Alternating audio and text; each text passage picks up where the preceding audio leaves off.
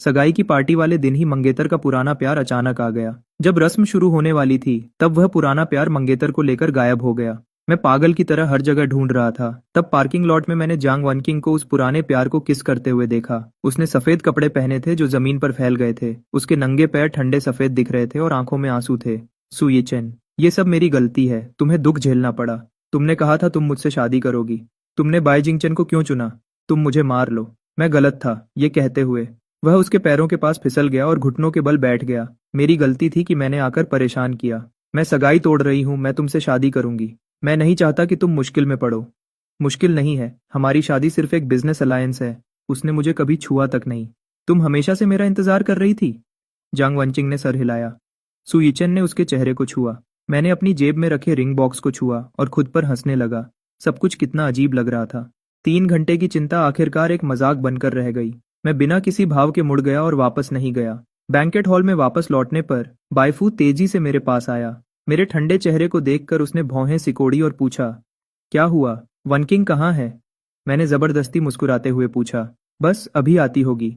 बिना वजह जाने बेईफू ने सर हिलाया। तुम अपना चेहरा इतना ठंडा क्यों रखे हो? सगाई होने वाली है, थोड़ा खुश रहो। मेरे चेहरे पर मुस्कुराहट थी, पर आंखों में कोई खुशी नहीं थी। खुश? मैं खुश क्यों नहीं होऊंगा? बेईफू ने एक लंबी सांस ली और मेरे कंधे थपथपाए। तुम तो खुश हो, पर तुम्हारी माँ इतनी गुस्से में थी कि वह आई ही नहीं। जब तुमने सगाई का फैसला कर ही लिया है तो अब मैं और कुछ नहीं कहूंगा। जब होस्ट ने इक्विपमेंट सेट कर लिया तब जांग वनकिंग सुयिचेन का हाथ पकड़े हुए देरी से आई। जांग के पिता ने यह देखा तो गुस्से में डांटा, तुम लोग कहाँ चले गए थे? इतनी देरी कैसे हो गई? जांग की माँ ने सुयिचेन को देखा और हैरानी से पूछा, वनकिंग, ये कौन है? ये मेरा मेरा छोटा भाई है। जांग के पिता ने जोर से डांटा और जल्दी करने को कहा। ये क्या हाथ पकड़कर घूम रहे हो? कोई तमीज है या नहीं? जल्दी छोड़ो, कितने बज गए हैं? जल्दी स्टेज पर जाओ, जिंगचन को इंतजार मत कराओ। जांग वनचिंग मुड़ गई और सुयिचेन से धीरे से बोली, तुम यहाँ इंतजार करो, मैं अभी आती हूँ। ठीक है। अगले ही पल जांग वनकिंग का चेहरा नर्म से ठंडा हो गया। वह तेजी से स्टेज पर चली गई। बाईफू का चेहरा गुस्से से लाल था। वह हमेशा से इस रिश्ते के खिलाफ था, पर मैं जिद पर अड़ा था। माँ बाप ने कई बार समझाया पर कोई फायदा नहीं हुआ, इसलिए उन्हें मानना पड़ा। ये जांग वनकिंग को जरा भी तमीज नहीं है, ऐसे मौके पर भी देरी से आई। पता नहीं तुम्हें इसमें क्या दिखता है। मैंने स्टेज की तरफ देखा और हल्का सा मुस्कुराया। जेब में हाथ डालकर मैं धीरे धीरे ऊपर गया। जांग वनचिंग ने मेरी तरफ बिल्कुल ध्यान नहीं दिया। उसकी नजरें स्टेज के नीचे सुयिचेन पर टिकी थी। दोनों आंखों ही आंखों में बात कर रहे थे। अभी थोड़ी देर पहले सुयिचेन ने उससे कहा था कि वह चाहता है कि वह मुझसे सगाई कर ले। जांग वनचिंग ने हैरानी से पूछा था। सुयिचेन ने सिर्फ एक अजीब जवाब दिया, मुझे लगता है ये काफी एक्साइटिंग होगा। सिर्फ इसलिए कि सुयिचेन को जांग वनकिंग पसंद थी, उसने तुरंत हाँ कह दी। इस वक्त वह स्टेज पर थी, पर उसका दिल पहले ही सुयिचेन के पास जा चुका था। जैसे ही होस्ट ने माइक उठाया, मैंने अचानक हाथ बढ़ाकर उसे छीन लिया। इस हरकत से सब दंग रह गए।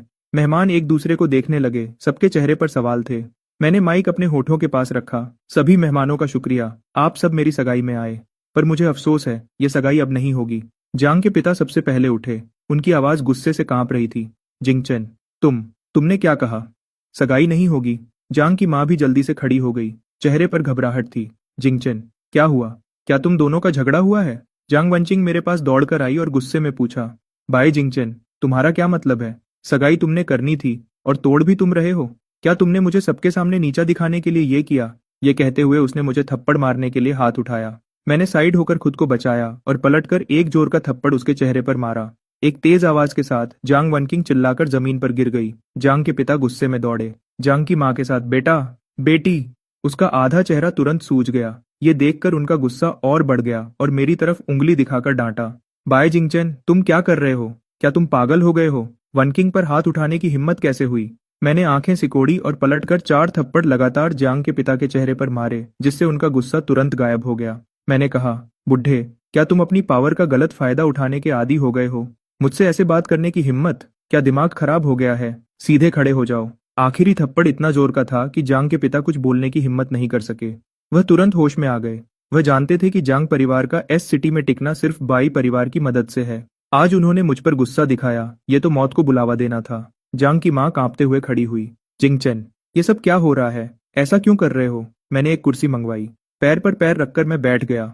मैंने तुम्हारे जांग परिवार के साथ कुछ बुरा नहीं किया, है ना? जांग के पिता और माँ ने एक दूसरे को देखा। उन्होंने जल्दी से सर हिलाया। मैंने जोर से दहाड़कर कहा, जिससे दोनों डर गए, मैंने तुमसे बात करने को कहा है। अब क्या गूंगे हो गए हो? अच्छा, बहुत अच्छा। मैं थोड़ा हंसा। अगर सब अच्छा था तो तुम्हारी बेटी ने मुझे धोखा क्यों दिया? जांग की माँ को विश्वास नहीं हुआ। धोखा? जिंगचन, क्या यहाँ कोई गलतफहमी है? मैंने चुटकी बजाई। पीछे लगी बड़ी स्क्रीन पर एक वीडियो चलने लगी। गलतफहमी? जांग वनचिंग और सू यिचन के चेहरे का रंग उड़ गया। ये वीडियो वही थी जो अभी उन दोनों ने प्राइवेट में की थी। जांग वनचिंग ने अपने दर्द को भुला दिया। वह स्क्रीन बंद करने के लिए दौड़ी और चिल्ला रही थी। वह वहां पहुंचती, उससे पहले ही मैंने एक और थप्पड़ मारा और वह गिर गई। बंद मत करो, जल्दी बंद करो, मैंने मजाक उड़ाते हुए कहा। सबको देखने दो कि एस सिटी के जांग ग्रुप की बेटी कितनी गिरी हुई है। जांग वनकिंग ने मेरी पैंट पकड़ ली। जिंगचन, हम घर चलकर बात करेंगे। वीडियो बंद कर दो प्लीज। मैं नीचे झुका और उसके बाल पकड़कर उसका चेहरा ऊपर उठाया। डर गए? जब अपने छोटे प्रेमी को बचा रही थी तब डर नहीं लगा? जब मैं तुमसे प्यार करता था तब तुम मेरे सामने कुछ भी करती थी। अब मैं तुमसे प्यार नहीं करता। अब तुम्हारी क्या औकात है? वीडियो अभी भी चल रही थी, उसमें दोनों की बातें साफ सुनाई दे रही थी। मेहमान आपस में चर्चा कर रहे थे और उंगलियां उठा रहे थे। कोई कह रहा था, सोचा नहीं था कि जांग वनचिंग बाहर से इतनी शरीफ दिखती है पर अंदर से ऐसी है। बाई परिवार के बड़े बेटे को धोखा दिया। जांग परिवार अब खत्म हो जाएगा। तभी किसी ने सुयिचन की तरफ इशारा करके कहा, क्या वह वही आदमी है जो वीडियो में है? यहाँ रुकने की हिम्मत कैसे हुई? सुयिचन का चेहरा सफेद पड़ गया। वह भागने के लिए मुड़ा पर मेरे आदमियों ने उसे रोक लिया। उसे मेरे सामने लाया गया। जांग वनकिंग झटके से उसके आगे आई और उसे बचाने लगी। बाय जिंगचन, जो भी करना है मुझसे करो, उसे मत छुओ। मैंने ताली बजाई, मजाक उड़ाते हुए। देखो, ये है असली प्यार। जांग के पिता ने ये देखा। जल्दी से आगे आए जिंगचन, ये मेरी गलती है कि मैंने उसे सही से नहीं संभाला। मैं अभी इस बदमाश को ले जाता हूँ, ये तुम्हारे सामने घुटने टेक कर माफी मांगेगा। जांग वनकिंग ने उनका हाथ झटक दिया और मजबूती से बोली, पापा, इस मामले में आप मत पड़िए। मुझे बाई जिंगचन बिल्कुल पसंद नहीं है। ये सब आपने मुझ पर जबरदस्ती किया था। मैं यीचन को पसंद करता हूँ। जांग पिता गुस्से में अपना सीना पकड़कर गिरने ही वाले थे कि जांग माता ने जल्दी से उन्हें संभाला और जांग वनकिंग की तरफ देखकर रोते हुए बोली, तुम कितनी गिरी हुई औलाद हो। तुम ऐसी बात कैसे कह सकती हो? यीचन तुम्हारे लिए कितना अच्छा है। मेरे लिए अच्छा होना सिर्फ इसलिए है क्योंकि वह बीआई परिवार के पैसे पर पल रहा है। अगर बीआई परिवार न हो तो मैं और यीचन फिर भी जांग कॉर्प को अच्छे से चला सकते हैं। मैंने उठकर खड़े होते हुए अपनी नजरें सू यीचन पर डाली। तभी मैंने देखा कि उसके होंठों पर एक हल्की सी मुस्कुराहट थी। मैंने धीरे से कहा, ठीक है, तो हमारी सगाई यहीं खत्म होती है। मैंने भी अपने होंठ थोड़े मोड़कर मुस्कुराया। सीधे सुयिचन की तरफ बढ़ा और जांग वनकिंग को जो मेरे रास्ते में थी धक्का दे दिया। हटो। मैं सुयिचन के सामने पहुंचा। मेज पर रखी एक चॉपस्टिक उठाई और पूछा, जानते हो ये क्या है? सुयिचन ने थूक निगला, सिर हिलाया और कुछ नहीं बोला। मैंने उसका हाथ पकड़ लिया, उसे मेज पर दबा दिया। उंगलियां फैलाई और हाथ में पकड़ी चॉपस्टिक जोर से नीचे मारी, जो सीधे उसकी हथेली के आर पार हो गई। फिर मैंने उसे जोर से बाहर खींच लिया। सू यिचन की चीख पूरे बैंकेट हॉल में गूंज उठी। जांग वनचिंग दौड़कर उसके पास गई, उसे गले लगाया और मुझ पर चिल्लाई, यिचन, तुम कमीने हो। मैं तुम्हें कभी माफ नहीं करूंगी। जल्दी एम्बुलेंस बुलाओ। मैंने नफरत से चॉपस्टिक फेंक दी और वेट वाइप से अपना हाथ साफ किया। कितनी बदनसीबी है, मुझे धोखा दिया गया। मैं मुड़कर वापस स्टेज पर गया और माइक उठाया। सभी लोग, जांग परिवार के साथ मेरा मामला आप सबने देख लिया है। आज के बाद जांग परिवार और बाई परिवार का कोई रिश्ता नहीं है। जिसके पास दुश्मनी है वह बदला ले सकता है।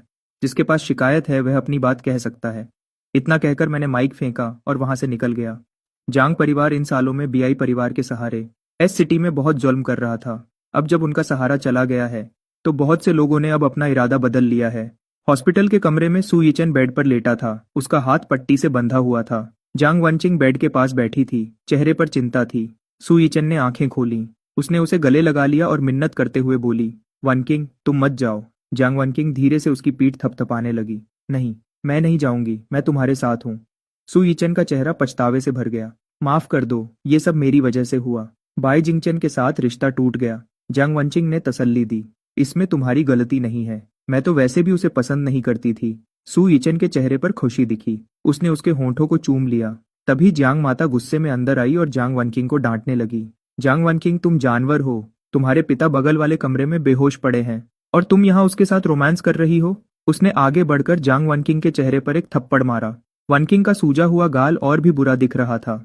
जांग वनकिंग ने भौहें सिकोड़कर जवाब दिया, माँ, डॉक्टर ने कहा है कि पापा को बहुत ज्यादा गुस्सा आया था। यिचन का इतना खून बह गया है। मैं उसके पास हूं तो क्या हुआ? जांग माता गुस्से से कांपने लगी। आखिर उसने तुम्हें क्या पिलाया है?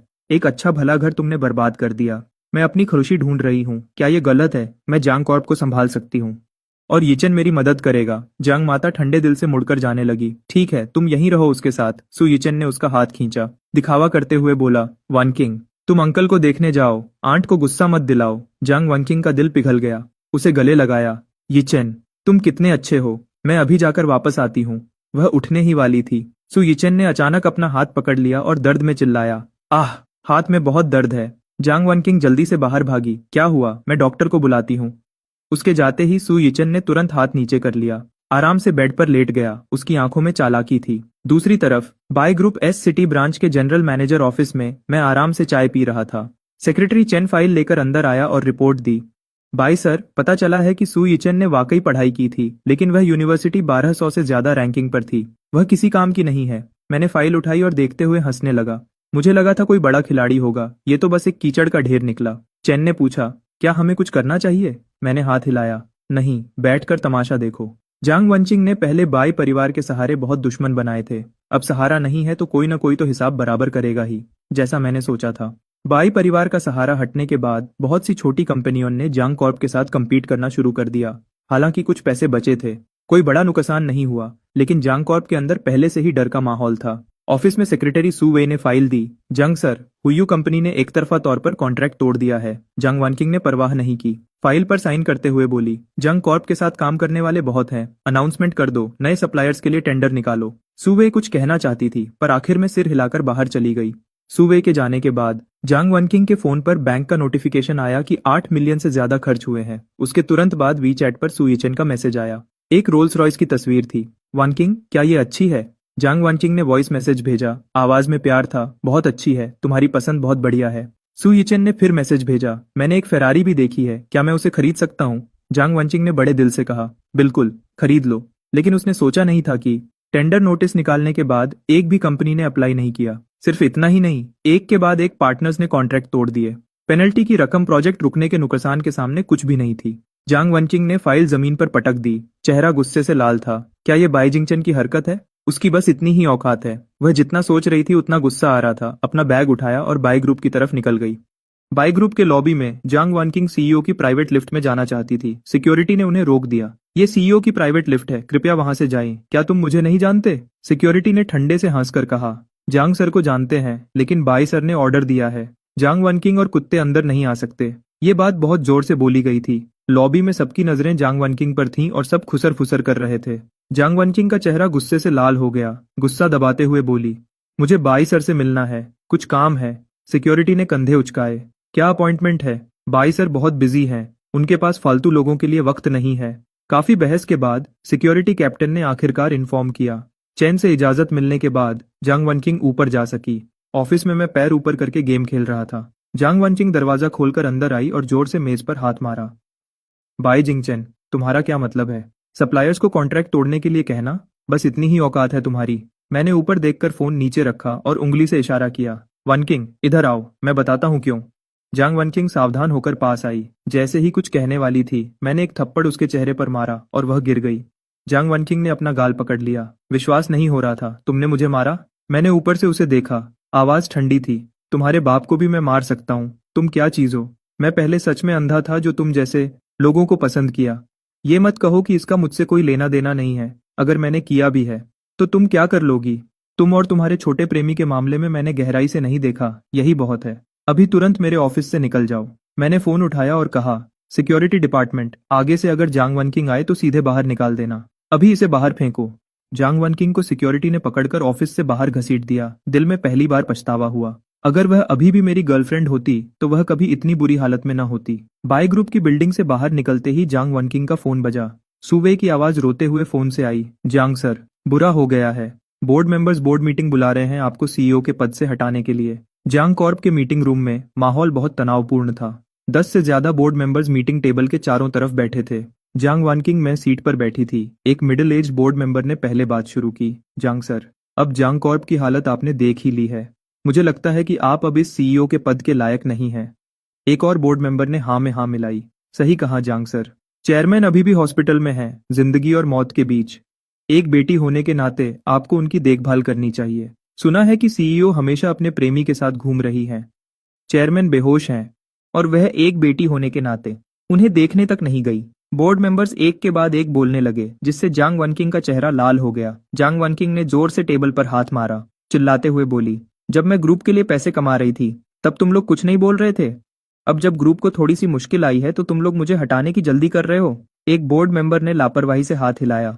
छोड़ो, ग्रुप पहले जो प्रॉफिट कमा रहा था उसका तुम्हारी मैनेजमेंट से कोई लेना देना नहीं था। बाय ग्रुप का सहारा था, इसलिए अगर एक सुअर भी सीईओ की कुर्सी पर बैठा होता तो वह भी पैसे कमा लेता।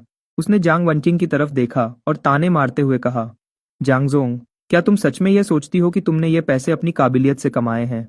अगर तुम सच में ऐसा सोचती हो तो हमें तुम्हें निकालना ही पड़ेगा। मैं किसी बेवकूफ के हाथ में अपना इन्वेस्टमेंट नहीं देना चाहता। यह बातें बिना किसी लिहाज के सीधे निशाने पर लगीं। जांग वनकिंग गुस्से में कुछ बोल नहीं पाई। उस डायरेक्टर ने बात बढ़ाते हुए कहा, तुम क्या? मैं तो बस सच बोल रहा हूँ। यहाँ मौजूद कौन सा डायरेक्टर ऐसा नहीं सोचता? जांगजोंग, मैं तुम्हें सलाह देता हूँ कि तुम खुद इस्तीफा दे दो, शायद ग्रुप बच जाए। अगर तुमने जिद की और नहीं छोड़ा तो मुझे अपना इन्वेस्टमेंट वापस लेना पड़ेगा। एक महिला डायरेक्टर ने गंभीर चेहरे के साथ हामी भरी। मैं भी वही करूंगी। एक और डायरेक्टर ने कहा, मैं भी। एक और डायरेक्टर बोला, मैं भी। अभी इन्वेस्टमेंट वापस निकाल लूंगा तो कुछ मिल जाएगा, और ज्यादा खींचा तो शायद सब कुछ डूब जाएगा। जांग वनचिंग ने दांत पीसते हुए एक एक शब्द पर जोर देकर कहा, तुम लोग हद कर रहे हो। एक शेयर होल्डर ने ताने भरी नजर उसके चेहरे पर डाली। जांगजोंग, सुना है मीटिंग से पहले तुम बायशी ग्रुप गई थी, लगता है वहां से मुंह की खानी पड़ी। यह कहकर उसने दूसरे शेयर होल्डर्स की तरफ देखा और जोर जोर से हंसने लगा। जांग ग्रुप में मेरे जांग परिवार का 57% शेयर है। तुम्हें मुझे निकालने का कोई हक नहीं है। जांग वनकिंग का सख्त रवैया देखकर शेयर होल्डर्स के चेहरे तुरंत उतर गए। जांग परिवार के बाद तीसरे सबसे बड़े शेयर होल्डर चेनशंग ने कहा, तो इसका मतलब जांगजोंग सीईओ की कुर्सी पर बने रहना चाहती हैं? हाँ बिल्कुल। जांग ग्रुप हमारे जांग परिवार का है, तुम्हारा नहीं। तुम लोग तो बस बैठे बैठे फायदा उठाने वाले हो। तीसरा बड़ा शेयर होल्डर गुस्से से लाल पीला हो गया। अच्छा, बहुत अच्छा। अगर ऐसा है तो मुझे यहाँ रुकने की कोई जरूरत नहीं है। यह कहकर वह सीधा उठा और मीटिंग रूम से बाहर चला गया। उसके बाद बाकी शेयर होल्डर्स भी एक एक करके उठकर चले गए। जब सब चले गए तो जांग वनकिंग गुस्से में टेबल पर रखी फाइल्स को नीचे गिरा दी। ये कमीने लोग, जब पैसे कमाने का वक्त था तब तो कुछ नहीं बोले।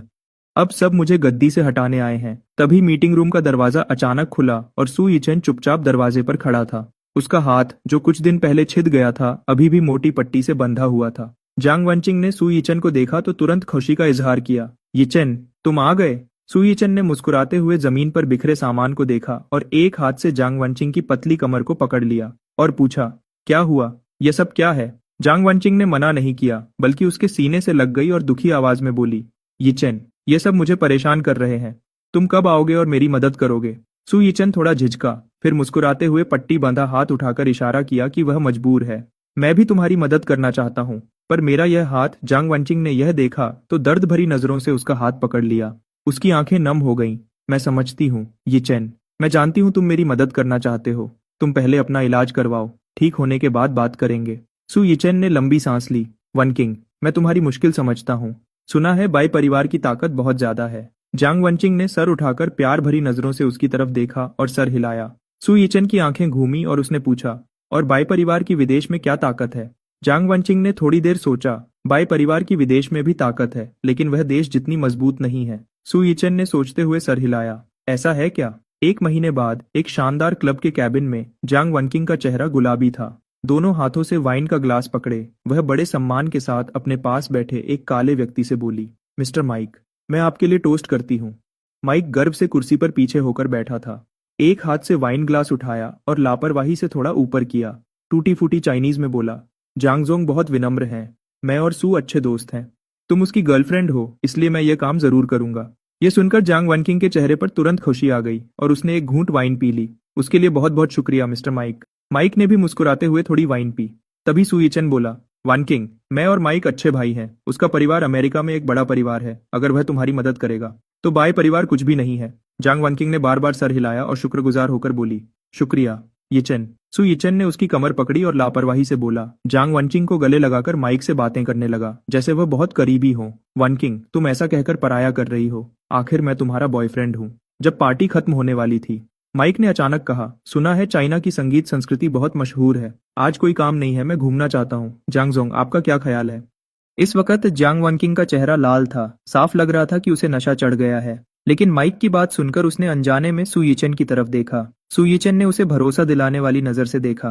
धीरे से बोला, वानकिंग, मैं तुम्हारे साथ चलूंगा। माइक एक बड़ा क्लाइंट है, हम उनकी खातिरदारी में कोई कमी नहीं छोड़ सकते। जांग वनकिंग ने लाल चेहरे के साथ मासूमियत से सर हिलाया। माइक, तो फिर हम क्लब के केटीवी चलते हैं। बिल्कुल, चलो अभी चलते हैं। सु यिचेन ने अनजाने में जांग वनकिंग की तरफ देखा। जैसा तुम चाहो। जांग वनकिंग उठी। मैं पहले वॉशरूम हो आती हूँ। यिचेन, तुम और माइक नीचे हॉल में चलो। ठीक है वनकिंग। जांग वनचिंग बिना फोन लिए सीधे वॉशरूम की तरफ चली गई। जैसे ही वह कैबिन से बाहर निकली, माइक का चेहरा तुरंत चिंता से भर गया। सु, क्या हम ऐसा कर सकते हैं? सु यिचेन ने एक उंगली उठाकर कहा, माइक, तुम बस मुझ पर भरोसा रखो। ये औरत बहुत बेवकूफ है। हम एक बड़ा अमाउंट निकालेंगे, आधा आधा बांट लेंगे और विदेश में मजे करेंगे। भले ही जांग ग्रुप की मार्केट वैल्यू कम हो गई है, लेकिन इस बार हम हर कोई कम से कम इतना तो निकाल ही सकते हैं। माइक ने भौहें सिकोड़कर पूछा, यह कितना है? सु यिचेन ने धीरे से संख्या बोली, 10 मिलियन US डॉलर्स। माइक तुरंत सीधा बैठ गया। उसकी आंखों में चमक आ गई। इतना ज्यादा? सु यिचेन ने यकीन के साथ कहा, हाँ, और यह तो बस कम से कम अनुमान है। 10 मिलियन US डॉलर्स माइक के लिए बॉडीगार्ड की नौकरी छोड़कर ऐश करने के लिए काफी थे। उसकी छोटी आंखें घूम रही थीं। वह मन ही मन हिसाब लगा रहा था। तभी टेबल पर रखा जियांग वनकिंग का फोन वाइब्रेट हुआ। सु यिचेन ने कॉलर आईडी देखी तो उसका चेहरा तुरंत उतर गया। उसने नफरत से कुछ बोला और सीधा नंबर ब्लैकलिस्ट में डाल दिया। फिर वही बुढ़िया कमीनी। वॉशरूम के अंदर जियांग वनचिंग लाल चेहरे के साथ बाहर निकली। वॉश बेसिन के पास में हाथ धो रहा था। मुझे देखकर जियांग वनकिंग ऐसे चौंक गई जैसे उसे करंट लग गया हो। बाय जिंगचेन, तुम यहाँ क्या कर रहे हो? क्या तुम मेरा पीछा कर रहे हो? मैंने नल बंद किया और मुड़कर देखा। जियांग वनचिंग मुझे उंगली दिखाते हुए गुस्से में बोली। मेरे बोलने से पहले ही वह इल्जाम लगाने लगी। बाय जिंगचेन, तुम बहुत घटिया हो। पर उससे क्या फर्क पड़ता है? इस बार जियांग ग्रुप में इन्वेस्टमेंट मैक्स ग्रुप कर रहा है। क्या तुम जानते हो, देश के टॉप 10 ग्रुप्स में से एक तुम्हारा बाय परिवार उनके सामने कुछ भी नहीं है। मैं तो उसे भाव ही नहीं देना चाहता था, पर मैक्स ग्रुप का नाम सुनकर मैंने भौहें सिकोड़ी। तुम मैक्स ग्रुप की बात कर रही हो? जियांग वनचिंग गर्व से बोली। और नहीं तो क्या, भले ही तुम जानते हो, पर उससे क्या? जियांग ग्रुप ने मैक्स का ऑर्डर ले लिया है। अब तुम्हारा बाय परिवार मेरा क्या बिगाड़ लेगा? मैंने हल्की हंसी हंसी और बिना कुछ कहे मुड़कर चला गया। मुबारक हो, मुबारक हो। जियांग वनकिंग हैरान रह गई। मैं डर क्यों नहीं रहा था? हैरान भी नहीं हुआ। वह तो मैक्स ग्रुप है, क्या मुझे नहीं पता? ये नामुमकिन है। मैं जैसे ही कैबिन के बाहर पहुंचा, मैंने रुककर अपने पीछे वाले बॉडीगार्ड को इशारा किया और उसके कान में कुछ धीरे से कहा। फिर मैं बगल वाले कैबिन में चला गया। कैबिन में एक अमेरिकन चेहरे वाला नौजवान बैठा था। उसने महंगे सूट पहने थे, सुनहरे बाल, नीली आंखें और मजबूत शरीर था। वह मैक्स परिवार का पहला उत्तराधिकारी जॉन मैक्स था। मुझे वापस देखकर जॉन खुशी से उछल पड़ा और टेबल पर रखे खाने की तरफ इशारा किया। खाना खाते हुए बोला, अरे जल्दी आओ, ये डिश बहुत स्वादिष्ट है। हमारे देश के चाइनीज रेस्टोरेंट्स में ऐसा असली स्वाद नहीं मिलता। मैं बैठ गया और बोला, जॉन, तुम मैक्स परिवार के वारिस हो। चाइनीज खाना खाना कौन सा मुश्किल काम है? जॉन ने हाथ हिलाया। चाइनीज खाना ढूंढना आसान है, मुश्किल तो ये स्वाद है। जब भी मैं यहाँ आता हूँ, सबसे पहले अपने पेट को संतुष्ट करता हूँ। दोनों थोड़ी देर तक हंसे। फिर मैंने अचानक पूछा, जॉन, मैंने सुना है तुम इस बार ल्यू ग्रुप के साथ कोलैबोरेट कर रहे हो। जॉन ने सर उठाया। उसका चेहरा सवालों से भरा था। कौन सा ल्यू ग्रुप? मैंने कभी नहीं सुना और न ही मेरा ऐसा कोई इरादा है। मेरा दिमाग तेजी से चला और मैंने तुरंत फैसला कर लिया। या तो जॉन झूठ बोल रहा है, या फिर जियांग वनकिंग झूठ बोल रही है, या फिर जियांग वनकिंग को किसी ने उल्लू बनाया है। पहले दो संभावनाएं बहुत कम हैं। जाहिर है कि तीसरी ही सच है। जॉन अचानक गंभीर हो गया और जोर से हंसते हुए बोला, सही कहा। इस बार हमारा परिवार हुआक्सिया में अपने बिजनेस का विस्तार कर रहा है। मैं ये जिम्मेदारी तुम्हारे बीआई ग्रुप को देना चाहता हूँ। हुआक्सिया में एक पुरानी कहावत है, फेई शुई बुलियू वायरेंतियन। हा हा हा। मैं जोर से हंसा और बोला, जॉन, तुम हुआक्सिया में इतने समय से रह रहे हो कि तुमने मुहावरे बोलना भी सीख लिया। जॉन ने रेड वाइन का ग्लास उठाया और हल्का सा मुस्कुराया। मुझे ये देश बहुत पसंद है। अगले 2 घंटों से ज्यादा समय तक हम कोलैबोरेशन की डिटेल्स पर चर्चा करते रहे। अंत में हम एक सहमत पर पहुंचे।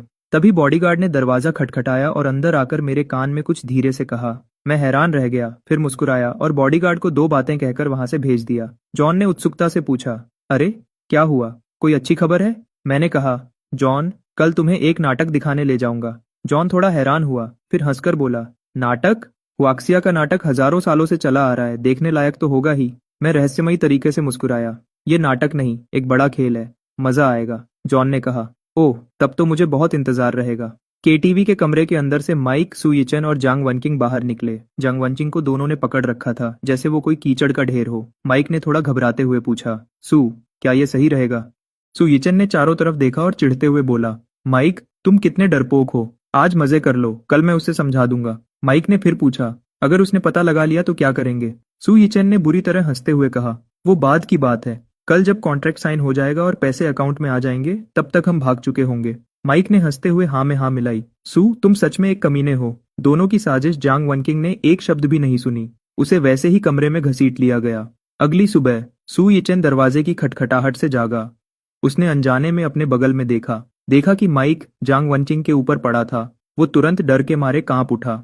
उसने जल्दी से माइक को थपकी देकर जगाया, उसे घूरा और धीमी आवाज में डांटा। वो जल्दी से दरवाजे की तरफ गया, सोचा कि ब्रेकफास्ट देने वाला आया है। तुम पागल हो गए हो? क्या मैंने तुम्हें सुबह जल्दी निकलने को नहीं कहा था? अभी तक गए नहीं? अगर ये बेवकूफ जाग गई तो क्या होगा? जल्दी कपड़े पहनो और निकलो, मैं ब्रेकफास्ट लेने जा रहा हूँ। उसने दरवाजा खोला तो बाहर पत्रकारों की एक बड़ी भीड़ थी। सबने अपने कैमरा उसकी तरफ कर रखे थे। पत्रकारों ने सू यिचेन को देखते ही उत्साह दिखाया। ये वही आदमी है जो बाई साहब की शादी में जांग साहब के साथ चिपका हुआ था। एक पत्रकार ने ये कहते हुए सीधे सू यिचेन को धक्का दिया और कमरे में घुस गया। लगता है जांग साहब सच में अंदर हैं। सू यिचेन को तब समझ आया, लेकिन तब तक बहुत देर हो चुकी थी। पत्रकारों की बड़ी भीड़ अंदर घुस आई। कमरे के अंदर पागलपन की तरह फोटोज लेने लगे। माइक ने अभी कपड़े नहीं पहने थे। पत्रकारों को देखकर जल्दी से अपने चेहरे को हाथ से ढक लिया। किसी ने चिल्लाया, जल्दी देखो, क्या बेड पर जांग ग्रुप की सीईओ जांग वनकिंग है? किसी ने कहा, हे भगवान, जांग साहब इतने शौकीन हैं, तभी तो बाई साहब ने उनसे सगाई तोड़ दी। मैं होता तो मैं भी नहीं करता। सू यिचेन परेशानी में इधर उधर घूम रहा था। जल्दी से जांग वनकिंग के आगे खड़ा हो गया, लेकिन कोई फायदा नहीं हुआ। पत्रकारों ने उसे बिल्कुल नजरअंदाज कर दिया। बाहर निकलो, फोटो मत लो, कोई फोटो मत लो। माइक कोने में सिमटकर कांप रहा था। शोर शराबे ने जांग वनकिंग को जगा दिया। उसने एक आह भरी और अपना भारी सर पकड़कर मालिश करने लगी। उसे बहुत चक्कर आ रहे थे, लेकिन कानों में पड़ रहे सवालों ने उसे तुरंत होश में ला दिया। जांग साहब, कृपया समझाइए कि आपका इन दोनों व्यक्तियों के साथ क्या रिश्ता है? एक और पत्रकार ने पूछा। जांग साहब, इस काले व्यक्ति के साथ आपका क्या रिश्ता है? एक और पत्रकार ने पूछा। जांग साहब, क्या आपको लगता है कि बाई साहब का आपसे सगाई तोड़ना सही था? जांग वनचिंग का शरीर अकड़ गया। उसकी आंखें फट गईं। उसने यंत्रवत नीचे झुककर खुद को देखा। फिर एक चीख निकल गई। उसने हड़बड़ी में कंबल खींचकर खुद को ढक लिया। मैं तुम पर केस करूंगी, मैं पुलिस को बुलाऊंगी। उसने मुड़कर माइक को पुकारा, पुलिस को बुलाओ। लेकिन पीछे कोई नहीं था। सू यिचेन पहले ही गायब हो चुका था। वो भाग गया। दरवाजे के बाहर मैं दीवार से टिककर खड़ा था। मेरे चेहरे पर एक शरारती मुस्कान थी। मेरे बगल में जॉन का चेहरा ठंडा था। वो माइक को देख रहा था, जिसे बॉडीगार्ड ने जमीन पर दबा रखा था। माइक का चेहरा निराशा से भरा था। वो अपना सर उठाने की हिम्मत भी नहीं कर रहा था। जॉन ने गुस्से में चिल्लाया, माइक, तुम तो परिवार के लिए शर्म की बात हो। मैं बहुत निराश हूँ। अमेरिका वापस चलो, मैं तुम्हें सबसे कठोर सजा दूंगा। ये सुनकर माइक के पैरों से जमीन निकल गई और वो सीधे जमीन पर गिर गया। उसकी छोटी आंखें जमीन को घूर रही थीं। उसे विश्वास नहीं हो रहा था। मैं हंसा। जॉन, सोचा नहीं था कि ये तुम्हारा बॉडीगार्ड है। जॉन ने आभारी होकर कहा, बाय, तुम्हारा शुक्रिया। अगर तुमने इस कमीने को मेरे पास नहीं छोड़ा होता तो पता नहीं क्या मुसीबत खड़ी कर देता। मैं इसे इसकी कीमत चुकाने पर मजबूर करूंगा। मैंने बिल्कुल लापरवाही से कहा, तुम जैसे ठीक समझो वैसा करो। तभी मेरा फोन बजा। मैंने कॉलर आईडी देखा। थोड़ा झिझका, फिर फोन उठा लिया। फोन के दूसरी तरफ से घबराहट भरी आवाज आ रही थी। मैंने अपने कान साफ किए और लापरवाही से कहा, उसके मरने या जीने से मेरा क्या लेना देना। तुम्हारी प्यारी बेटी होटल में अपने प्रेमी के साथ मजे कर रही है। तुम जाओ और उसे ढूंढो। ब्लॉक कर दिया तो मैं कुछ नहीं कर सकता। फोन के दूसरी तरफ से लगातार बोल रहे थे। मैं सुनकर परेशान हो गया। उसका मरना मैंने किया है। तुम्हें ऐसा लगता है तो जाओ और मुझ पर केस कर दो। यहाँ मुझ पर चिल्लाओ मत। उम्र का कोई फायदा नहीं है। तुम्हारी बेटी ने क्या किया है ये तुम अच्छी तरह जानते हो। मैंने थोड़ा रुक कर व्यंग्य भरी आवाज में कहा, वैसे मेरा दिल अब शांत है। जो इंसान अपने पिता के निधन पर भी परवाह नहीं करता, वो और किसकी परवाह करेगा। इतना कहकर मैंने फोन काट दिया और नंबर को ब्लॉक कर दिया। जॉन ने उत्सुकता से पूछा, अरे क्या हुआ? मैंने सर हिलाया, कुछ नहीं। एक बेमतलब का इंसान। कमरे के अंदर जांग वनचिंग सू यिचेन को घूर रही थी। अभी की अफरा तफरी में उसे पूरी घटना समझ आ गई थी। उसे विश्वास नहीं हो रहा था कि जिसे वो इतना प्यार करती थी, उसने खुद उसे दूसरों के हवाले कर दिया। सू यिचेन के माथे पर पसीना आ गया। कोई भी सफाई अब बेअसर लग रही थी। जांग वनचिंग भले ही बेवकूफ थी, पर मूर्ख नहीं थी। शरीर का एहसास झूठ नहीं बोल सकता था। उसे इतना दर्द कभी नहीं हुआ था। उसने अपने होंठ काट लिए और आंसुओं को रोकने की कोशिश की। गुस्से में चिल्लाई, सू यिचेन, तुम जानवर हो। सू यिचेन जल्दी से घुटनों पर बैठ गया और उसके पैर पकड़ लिए। वनकिंग, मैं गलत था। मैं सच में गलत था। जांग वनकिंग को पूरी तरह होश आ गया। उसने एक लात उसके सीने पर मारी और दहाड़ी, तुम कमीने, मैं तुमसे इतना प्यार करती थी, तुमने मेरे साथ ऐसा किया। सू यिचेन रोते हुए माफी मांगने लगा। वनकिंग, मैं बस एक पल के लिए बहक गया था, मुझे इस बार माफ कर दो। लेकिन जांग वनकिंग अब पहले जैसी नहीं रही थी। उसने अपना हाथ उठाया और सू यिचेन के गाल पर एक थप्पड़ जड़ दिया। निकलो यहाँ से, मेरी नजरों से दूर हो जाओ। माफी न मिलने पर सू यिचेन ने अब नाटक करना छोड़ दिया। वो खड़ा हुआ और बुरी तरह हंसते हुए बोला, तुम क्या नाटक कर रही हो? बाई जिंगचन तुम्हारे साथ इतना अच्छा था, क्या तुम मेरे साथ नहीं थी? पहले मुझे लगा था कि तुम में बहुत हुनर है, पर सब कुछ तो बाई जिंगचन की वजह से था। जांग वनकिंग, तुम में क्या काबिलियत है? उसके बिना तुम एक कचरा हो, समझी? कंपनी में कोई ऑर्डर नहीं है, तुम्हारे साथ कोई पीने को भी तैयार नहीं है, सब तुम्हें गंदा समझते हैं। अब मुझे दोष दे रही हो? पहले तो तुम हर बात पर हबी कहकर बुलाती थी ना। सु यिचेन के शब्द चाकू की तरह जियांग वनचिंग के दिल में चुभे। वो कुछ कह नहीं पाई। इस दौरान ऐसा नहीं था कि उसे पछतावा नहीं हुआ था। मैं कंपनी को तरक्की दिलवा सकता था, ऑर्डर्स की कमी नहीं थी और मैं उसका बहुत ख्याल रखता था। लग्जरी चीजें कभी खत्म नहीं होती थीं, जबकि सु यिचेन के पास उस व्हाइट मूनलाइट के खिताब के अलावा कुछ नहीं था। वो सिर्फ उसके पैसे खर्च करता था, बिजनेस में कोई मदद नहीं करता था। उसे लगा था कि सु यिचेन का मैक्स ग्रुप से संपर्क होना एक बड़ी बात है। सोचा नहीं था कि ये एक धोखा था। तब तक उसे समझ आया कि वो कितनी बड़ी बेवकूफ थी। निराशा में जांग वनकिंग ने फोन उठाया और 110 डायल किया। सु यिचेन डर गया। उसने फोन छीनने की कोशिश की, लेकिन जांग वनचिंग ने उसे हटा दिया। तुम क्या कर रही हो? वो जानता था कि उसका काम गैरकानूनी है। अगर पुलिस आई तो नतीजे बहुत बुरे होंगे। वनकिंग, तुम जल्दबाजी मत करो। जांग वनकिंग ने उसकी तरफ देखा तक नहीं, फोन पर बोली, मैं पुलिस को रिपोर्ट करना चाहती हूँ। पुलिस आई और सु यिचेन को पकड़कर ले गई। जब वो मेरे पास से गुजरा, मैं साफ देख सकता था कि उसके चेहरे पर कितनी निराशा और हार थी। नाटक खत्म हुआ और मेरा मकसद पूरा हो गया। मैंने कमरे की दिशा में एक नजर देखा और मुड़कर जाने के लिए तैयार हो गया। एक कमजोर आवाज ने मुझे पुकारा। मैं सावधान हो गया। मैंने पीछे मुड़कर देखा। जांग वनचिंग साफ कपड़े पहने हुए थी। उसका चेहरा पीला था, बाल बिखरे हुए थे और वह एक हाथ से दरवाजे का फ्रेम पकड़कर खड़ी थी। मैं अपने दोनों हाथ सीने पर बांधकर दीवार से लग गया। मैंने व्यंग्य भरे लहजे में कहा, ओह, जांगजोंग बाहर आ गई? खेलकर मजा आया? जांग वनचिंग का चेहरा दर्द से भरा था। उसने धीरे से पूछा, क्या यह तुमने किया है ना? मैंने अपने हाथ फैलाए और साफ तौर पर मान लिया, हाँ, मैंने किया है। मुझे आम इंटरनेट यूजर्स को जांगजोंग का असली चेहरा तो दिखाना ही था। जांग वनकिंग एक दर्द भरी हंसी हंसी। हाँ, सही कहा। मैंने तुम्हारे साथ इतना बुरा किया तो तुम्हारा बदला लेना तो बनता है। वह थोड़ी देर चुप रही, फिर अचानक अपना सर उठाया।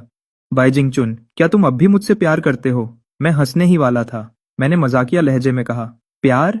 मैं तुमसे सच में बेहद प्यार करता हूँ जांग वनचिंग। मैं सच में हैरान हूँ कि तुम्हारा दिमाग कैसे चलता है। मैं तुमसे क्या प्यार करूं?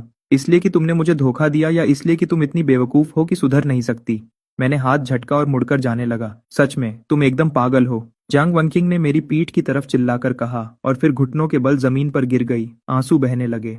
चुन, मुझे पछतावा है। मुझे सच में पछतावा है। मैं रुक गया और बिना पीछे मुड़े कहा, तुम्हें पछतावा नहीं हो रहा। तुम बस ये जान गई हो कि तुम बेवकूफ हो और तुम्हारी कंपनी खत्म होने वाली है। नहीं, ऐसा नहीं है। मैं और उलझना नहीं चाहता था।